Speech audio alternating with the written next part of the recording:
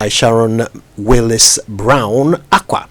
Sharon is Programs Officer at the Center for Democratic Development. She's online alongside Peter Anoma Kodie, who is Programs Manager at the Ghana Federation of Disability Organizations. And Kofi Yeboah joins us. He's the General Secretary of the Ghana Journalists Association. Lady, gentlemen, good morning to you all. Good morning. Hello, good morning. Right, thank you for your time. Let's start from the top. I mean, we've listened to this documentary, and you hear the persons with disability expressing the absolute importance of the media and the press to their welfare and survival. Sharon, if you don't mind, I'll start with you.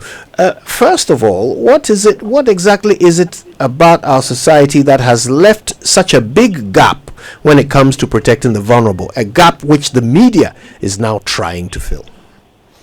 Okay, thank you very much, Kojo, and good morning to your listeners. First of all, I would say it's due to lack of accountability. We need to create a system, or we actually live in a system where leaders are not being held accountable for their crimes or for anything that infringes on the rights of persons with disability or persons who are occupying or just doing their job, just like the media.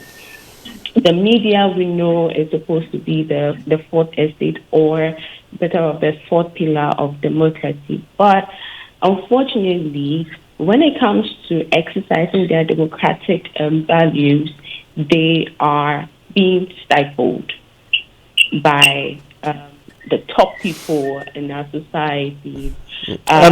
Sorry, Sharon, just one moment. Can I please ask our three guests to switch off your radios or move away from your radios because we're getting some feedback while Sharon is speaking. So if any of you have a radio on or are near a radio, if you can just switch it off or move away, and let's just listen to each other over the phone. That would be helpful. Thank you so much. Sharon, you were saying. All right, thank you. So, in Ghana, there's a coordinated mechanism on the safety of journalists. And I don't know how far government has gone in reviving or resourcing these mechanisms. I do know that the Ministry of Information and then the National Media Commission are the main two stakeholders who are ensuring for the smooth facilitation of this coordinated mechanism, where journalists can simply just go through simple steps whenever they are subjected to any form of attack, like filing a complaint, validating alleged attacks, having follow-up investigations, sanctioning. And this is a decision that is mainly made by the National Media Commission. But the main people who are supposed to be looking out for these organizations or for the right things to be done are rather being I would say that they are not really ready to work to the full implementation of ensuring that media persons are protected, and then also ensure that even persons with disability are also protected. It's mainly due to lack of accountability on my side. That's interesting. Now, Peter, you represent lots of organizations that work hard to attempt to right the between persons with disabilities and the opportunities available to others. But now we hear in this documentary vulnerable people standing up for other groups. I mean, tell us. I mean, what it takes, and what cost? At what cost vulnerable people are picking up this campaign? Thank you very much, and good morning to your listeners. Yes, so when you look at Ghana Federation of Disability Organizations, which is an advocacy organization, so over the years we have been advocating for the right of persons with disabilities in the country. And currently we have about 12 membership of organizations of persons with disabilities. Now, when you look at the issues and the promotion of the documentary that's going around, as an organization, we are happy and have been always been our conscious effort to make sure we work with the media to bring these things to bear. And so, as an organization, it's not everywhere, every place that we will be able to see what is happening. And it is the media that normally brings these things to us, and then we will do some advocacy towards that. And so the media has been our partner over the years to identify this type of challenges that we could see in the documentary where people are supporting each other.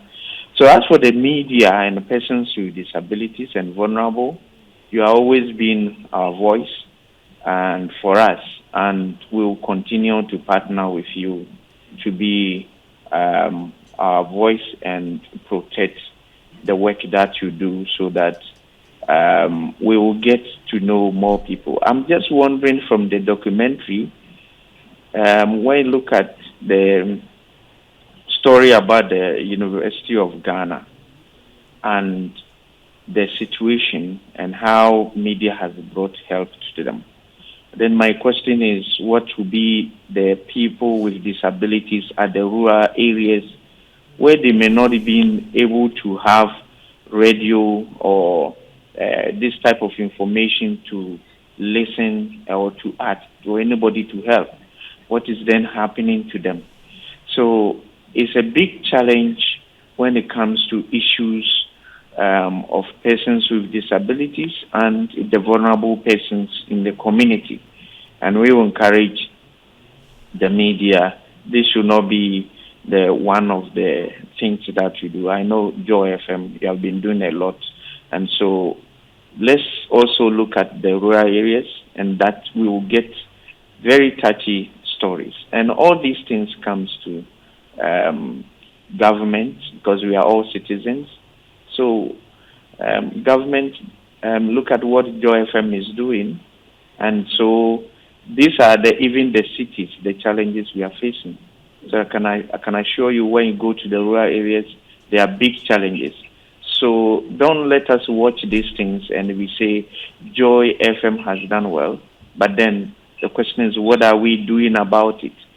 The legislations we have, what are we doing about it to implement, to make sure that it brings impact in the lives of persons with disabilities? These are some of the things we need to start talking about. Thank you. Right. Kofi Yeboah, the expression "physician, heal thyself" comes to mind as I ask you this question. I mean, is the media doing enough on their own to advocate for their own press freedom? Yeah, Kojo, I want to thank Multimedia for doing this work and commend Emmanuel too. It's a great work, and we appreciate it. And I think the answer to the question is yes and no. Yes and no, because yes, we have been making a lot of noise about media freedom, and no, because we have not gotten the results we are looking for yet. And so we keep on doing it over and over again. What is striking about this documentary is for the beneficiaries of our work, even persons with disabilities coming out to as it were, do this job on our behalf. And for me, it is very striking. A lot of the time, the beneficiaries of our work, the people, don't seem to appreciate the work we do, and it's the reason they keep attacking us. And I like to say, even the police, there have been instances where military people have attacked the police, and it is the media who come out to defend them, and yet the police will also go ahead to attack us. and so for me, so long as we haven't gotten the right answers we are looking for yet, that is getting to a point where society is acknowledging and appreciating the work that we do it for them, and for which reason they will stop attacking us. And we are not done yet. That's thought-provoking. Now, I have one question, but I'd like to hear each of your answers to it as we wrap things up. If you just joined us, we're having a conversation on the back of our Hotline documentary, Mics On, Barriers Off. Sharon Willis Brown Aqua represents the Center for Democratic Development. She's a program. We also have Peter Anoma Kodie, who is a programs manager at the Ghana Federation of Disability Organizations, and Kofi Yeboah is the General Secretary of the Ghana Journalists Association. Now, to wrap things up, here's my question. I'd like each of you to give us an answer. We'll start with Sharon, and then we'll hear from Peter and Kofi. So, question is this. Having listened to this documentary, if government decides to do something about the surprising increase in media attacks since the beginning of the year, what would be your specific advice to them? What would be your advice of step one, the first thing government should do to stem the tide of these attacks on the media? Starting with you, Sharon. Okay. First of all, I'll say that they should be very deliberate and strategic about their approaches in ensuring that media safety is paramount in the national agenda. If they are not training the right journalists on the right methodologies, the right approaches on what to report on, how to report on them, how they approach certain sensitive topics, such as reporting on persons with disability or creating advocacy for them, it's not going to get anywhere.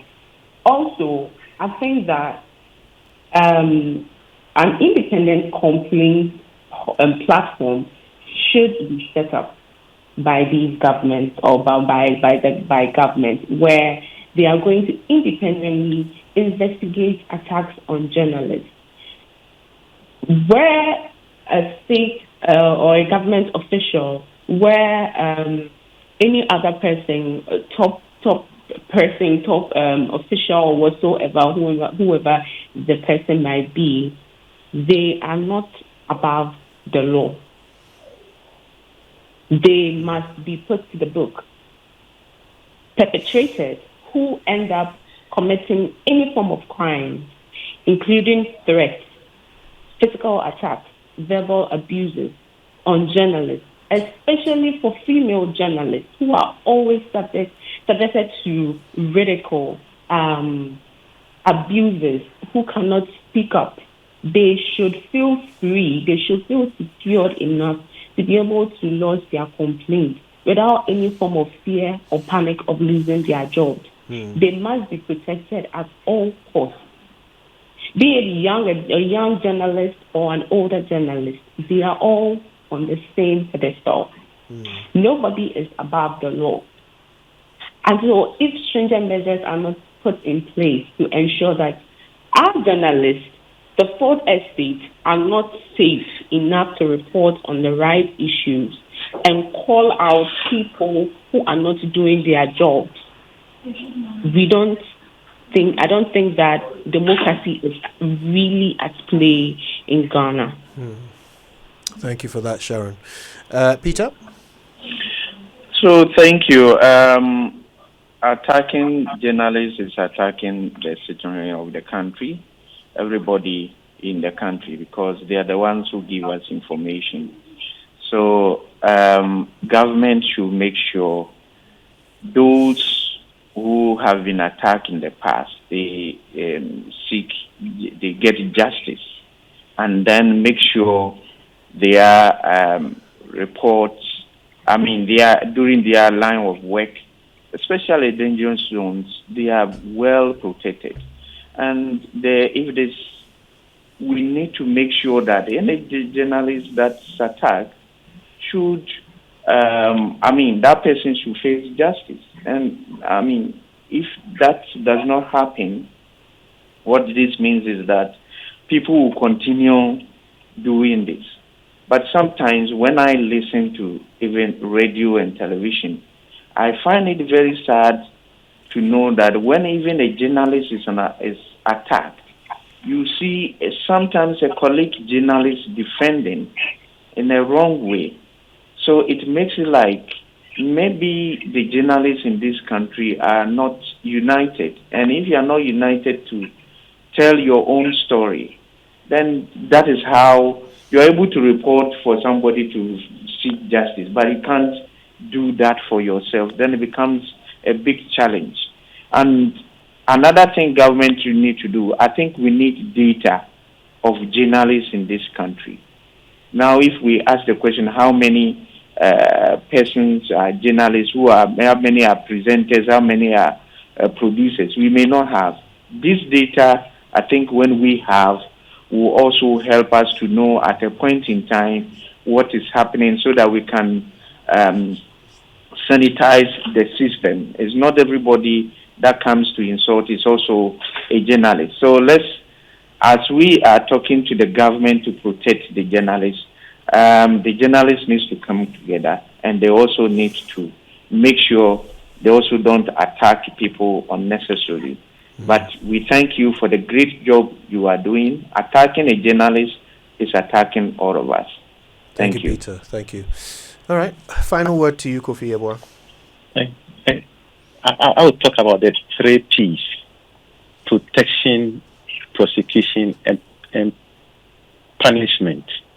So protection, you may recall in the run-up to the election, the then IGP had rolled out an initiative to provide plainclothes placement to various media houses. And I think if we will get similar kinds of protection in our daily jobs, it will help. And then prosecution, we want to see attackers prosecuted, so the Attorney General can direct the police, for example, to ensure that people who attack media practitioners are arrested and prosecuted. And once the public is getting to know that there is a zero tolerance for attacks, and that if you did so, you would be prosecuted, I think it's okay. And then punishment.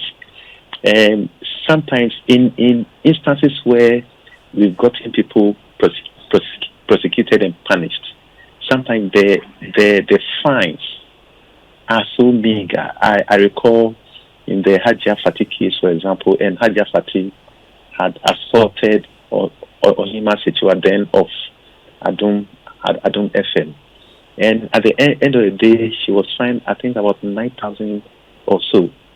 And that is not punitive enough. And so if that is the case, then people wouldn't mind attacking and assaulting us. Because at the end of the day, 9,000 cities is somebody's lunch money. So we need to have more punitive sanctions against 2 people. Then it will send out a clear signal that this is not the way to go. So I believe in the 3 P's. Yeah, very succinctly put. Thank you so much for that. Kofi Yeboah is the General Secretary of the GJA. Peter Anoma Kodia spoke before him. He's Programs Manager at the Ghana Federation of Disability Organizations. And before that, Sharon Willis Brown Aqua, Programs Officer at the CDD, was sharing her thoughts. We thank you all for your time with us this morning. Much appreciated. Thank you. All right then. Well, listen. Yes. I'm thinking about the population. I'm thinking about the dynamics, and it's really something we need to pay attention to. We have the last time I checked, it was estimated that about 8% of the population have some form of disability. So let's even say 5%. You're looking at over 2 million people whose voices are heard because of the journalists, whose lives are improved because of the work we do. And they are advocating for better conditions for us, security, conditions of service, and everything to make the journalists' work better. So we lift them along. But beyond they asking for that, they're also asking that whatever we need to do as a people for them, we need to do that. Accessibility. Those in school, for example, how easy is it for them to move around in school? How easy is it for them to learn, to go through the academic process? What accessibility improvements do we have in our various institutions? Healthcare. I think there are some improvements in healthcare with the new facilities and some of the old facilities that have been renovated. You see that accessibility has improved, but even that, there's a bit more work to be done. Those who cannot speak, for example, how many sign language interpreters do we have in key places? I see that on public radio and TV.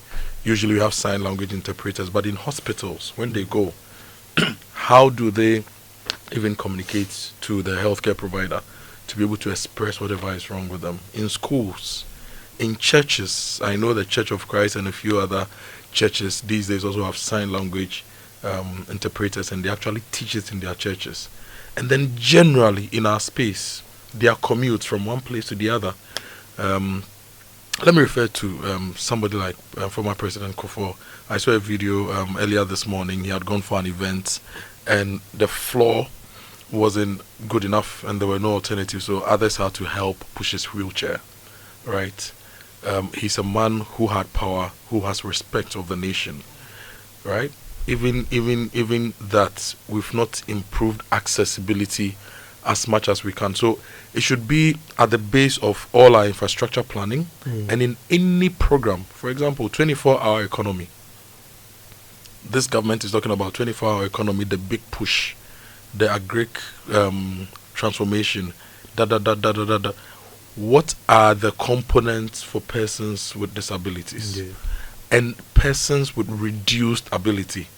If we look at people with reduced ability, and we even talk about pregnant women, for example, every year you have about close to 1 million Ghanaian women who will be pregnant, and it reduces their ability to commute, to move around. The trotro system that 80% of Ghanaians use, the bar stations, our hospitals, our schools, workplaces, a person with disability, what do we put in the workplaces to enable these people to bring their A game to the table and contribute meaningfully to national development? Really, really, really important stuff that we must do. And in fact, we need to check the budget and see what provisions are being made for persons like that, and also check the program and activities of various ministries and agencies to see how we bring these people to the table in a better way to let them play their role in developing the nation. You've really properly highlighted the issues of persons with disabilities. I'm going to touch on the press. And look, it has never made sense to me why there is even a debate when it comes to attacks on the media. When a journalist is attacked, I don't understand how it can spark a debate. How there can be people on both sides. Why are there two sides? Don't we understand that when the media is attacked, our eyes are being attacked, our ears are being attacked? Would you pick a pencil and stab yourself in the eye? So if you hear that a journalist has been attacked, why is there a debate? And why are you on the other side of it? What are you doing there? Look, in this world, one of the most difficult things to do is to determine who has your interest at heart and who doesn't. It's very hard to do that. But I can give you one surefire way if you ever notice someone who is defending an attack on journalists, that person doesn't have your interest at heart. It's as simple as that. Because the only reason a person would be interested in the attack of a journalist is if that person wants you to be blind. The person doesn't want you to know what's happening. The person doesn't want you to hear what's happening. That's why the person supports a journalist being attacked. And you see it all the time.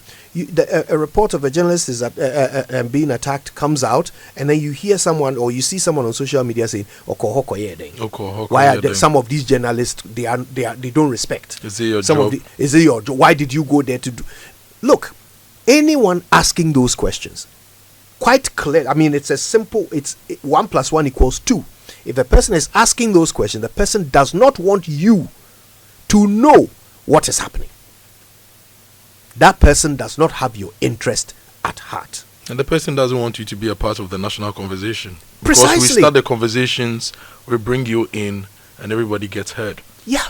So just because the journalist is revealing something that will make somebody you like look bad, or that will expose someone you support, so you think the journalist should rather be beaten, should rather be attacked, should be subdued, so that the guy you like can get away with deceiving you. I mean, come on, where's your own sense of self-preservation? Yeah. Right? So look, the other thing is this. There is no other profession where the victim is blamed more than the media. When there's a media attack, there is always somebody who says something that suggests that the victim is to blame. Now look, sometimes it's even subtle, and you hear it sometimes from government. So in the middle of condemning the attack, and from other media houses. Yeah, sometimes. In the middle of condemning the attack, you will then hear the government say, yes, but journalists should be responsible. As if the punishment for being irresponsible is attack. And we should be careful. Yes, journalists should be. Yes, we are calling for responsible journalism. As if an irresponsible journalist should be beaten. Should an irresponsible doctor be beaten? Or MP. Should an irresponsible beaten. mechanic be beaten? MP. An irresponsible member of parliament, should he be beaten? So why would you even talk about responsibility in the same sentence as a journalist having been beaten? It's kind of like when someone is raped and then you want to blame the victim. Oh, she should have dressed well. As if the punishment for poor dressing is rape. So let's get real. Let us understand that there is no justification for a journalist being beaten. It doesn't matter what the journalist is revealing. Yeah. They are doing it for you. It's for you. So let's get it right in our minds, and from now on understand that we are all against anyone who attacks a journalist. All of us are against them. That's the only way to keep journalists safe. And some of the things some of the people said in the documentary, so they are asking for better protection and security for journalists.